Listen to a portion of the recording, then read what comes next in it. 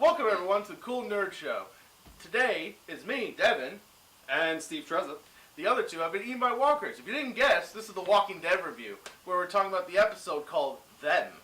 So, what'd you think of the episode initially? Initially I didn't really like it. Really? It was drawn out, I thought, like a lot of Walking Dead. And I loved the first season of The Walking Dead, and I was a huge Walking Dead fan from season 1, season 2. It's just been downhill since there. After season 3 I gave up. I came back.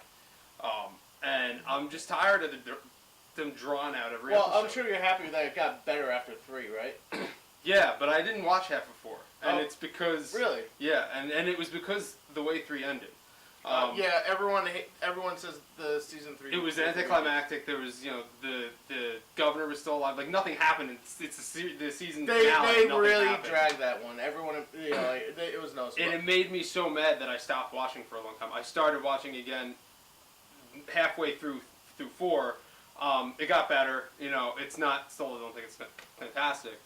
But then, now, I'm back up to par. I'm watching every week again. But it's not... I'm very critical of it. Very, very critical of it. And the way that this episode I enjoyed, but yeah. I know the last episode, with Tyrese dying and everything, spoils everybody. But I'm sure, since we're on the second episode of half of season 4, not season 4, season 5, you all know what happened last time.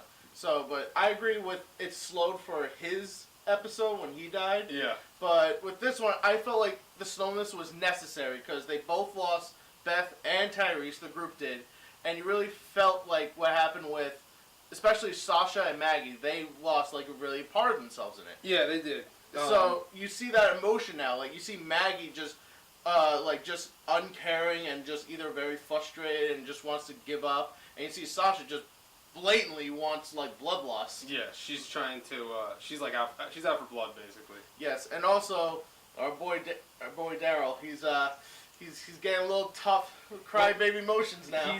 He's trying to continue with that tough guy status, which is why he kept being oh, I'm gonna go look for some food. I'm gonna go hunt. Yeah, and in actuality he was going down and basically having a moment with himself and crying. Yeah. That's also why when Carol wanted to come, he didn't want her to go with him because he needed to show to people that he's still strong, but he needed time for himself in order for him to be weak. Yeah, I did enjoy, I guess, that aspect of it. I just thought it was just very slow, very drawn out.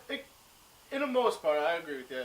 Now, what we haven't seen in the first, correct me if I'm wrong, but I believe this is the first time we ever saw actual wild animals other than deers or muskrats. Yeah, they actually fought fought against wild dogs. I think there was dogs in this episode.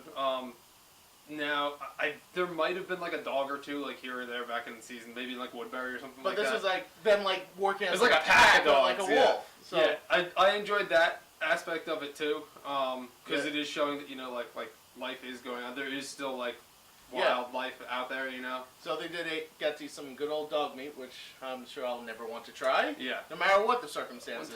Times are tough. Yes.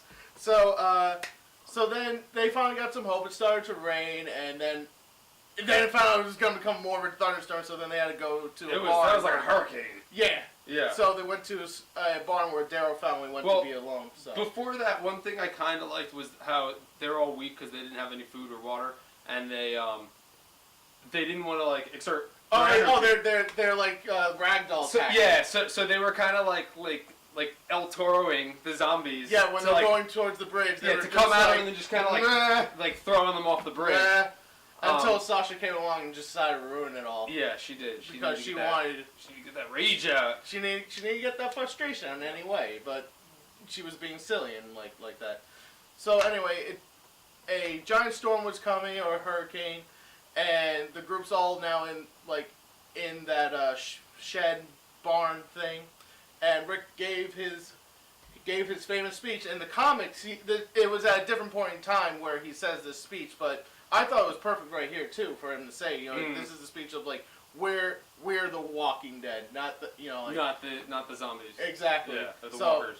So that was pretty hit strong with the group. especially Daryl, where he says like, "Not like them." Yeah. Not like he kept saying that back and forth, and then during the middle of the night of that storm, whole swarms, Just a giant horde of it, of walkers. Yeah. and so this really like put the group, I believe, like to a strong point where like they weren't giving up. Mm-hmm. Where like the first one to see it, I believe, like the storm was happening was Daryl, and it really shows because like he's the first one. Like he could have just let it open, like everyone died out because that's how they were feeling.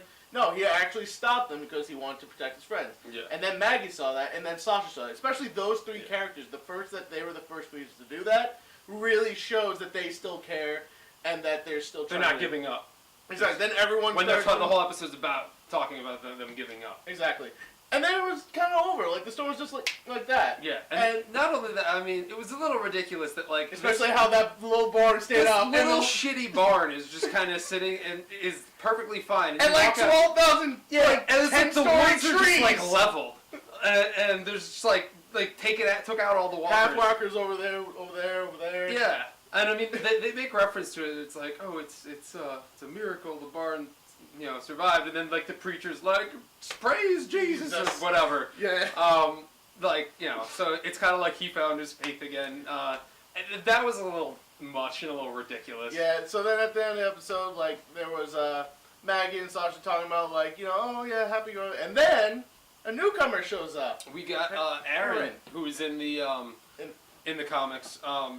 He was I'm sure that they showed in the trailer for the next episode, but he's been watching Rick and the community. But he, in the comics at least, he was part of the Woodbury community. No, he's part of Alexandria. Alexandria community. I'm sorry, but he was actually, I think, an extra or a side person in Woodbury in season 3. I don't know if they're going to go with he was there and now he's somewhere else. But he's particularly looking for Rick. Yeah. So basically probably because Rick is their leader and he kind of had like a system, so they want to integrate him into their system. In the comics, Alexandria is a very farm based community. It's called Alexandria Safe Zone. That's the full name, but yeah, that's going to be the new place they're most likely going to. I'm probably going to say it won't be there until the last episode of the series. Yeah, but definitely not. I'm hoping for. How many episodes are in this?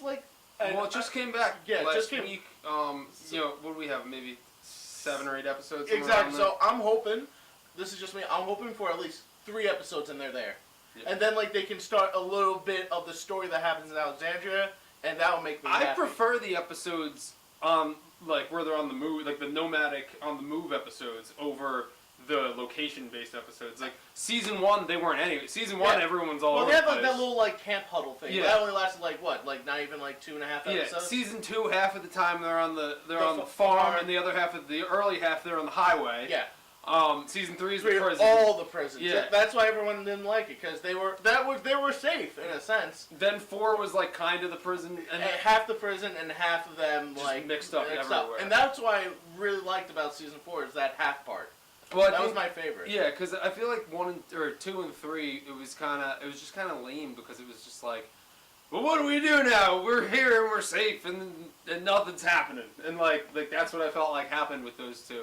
And then once 4, when I started watching it again, they were all separated and they're all part, and it's that draws you in more. I feel like so I kind of hope if they do go to this place, they're not there for Yeah, so we've seen the trailers for next week, so we know Rick is very, very not interested with this guy whatsoever, especially that he knows his name. And rightfully so. So that, every single time there's a new guy and he knows him, not usually a good thing, especially the last one was Cannibal and Governor.